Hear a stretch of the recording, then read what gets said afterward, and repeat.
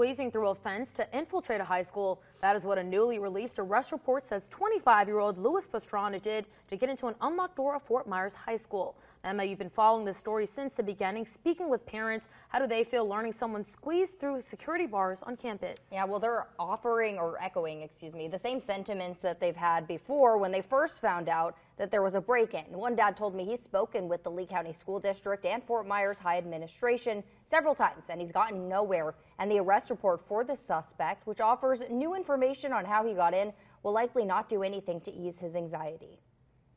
Until today, all we knew about this guy was that on May 10th, police say he walked into Fort Myers High School through an unlocked door, spent hours roaming the halls, and no one noticed. Now we know how 25-year-old Luis Pastrana got onto school grounds in the first place. Fort Myers police say in its arrest report, he squeezed through the security bars that are on the perimeter of the campus. He left the school shortly before the staff and students arrived. The good news is nothing happened seriously to harm kids.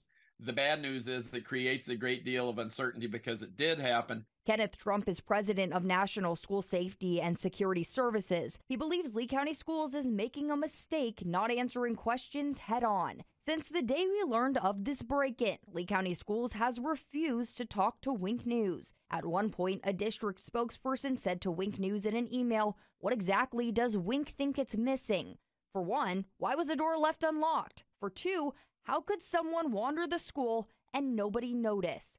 For three, why should parents trust the school with the safety of their child when safety protocols clearly failed?" Now we have more questions because now we know that Pastrana, who is 5 feet 6 inches tall and weighs 135 pounds, got through the fence. I went to Fort Myers High today and saw that most of the bars are close together with maybe a 6-inch gap between them. But the bars closer to the right side wall are a bit wider, a flaw Trump told me must be addressed. There needs to be some reassurances and candid, transparent, authentic communications with parents where you acknowledge the incident happened.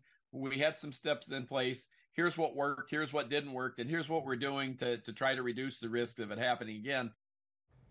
Now, the only information the district sent to parents came in 2 short emails from the Fort Myers High School principal. He alerted them to the break-in, saying your child was never in danger, assured parents the building was secure, and then said thanks for your trust and understanding.